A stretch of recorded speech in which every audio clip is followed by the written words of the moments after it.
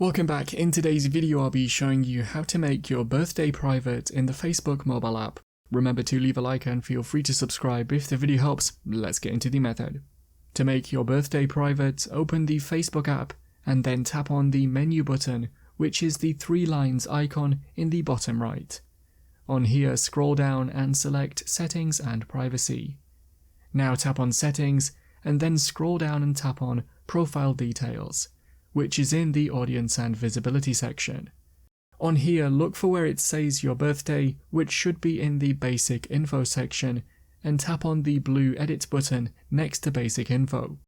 In the Date of Birth section, you can now use the drop-down menu next to your birthday and birth year to set it to Only Me to make it private.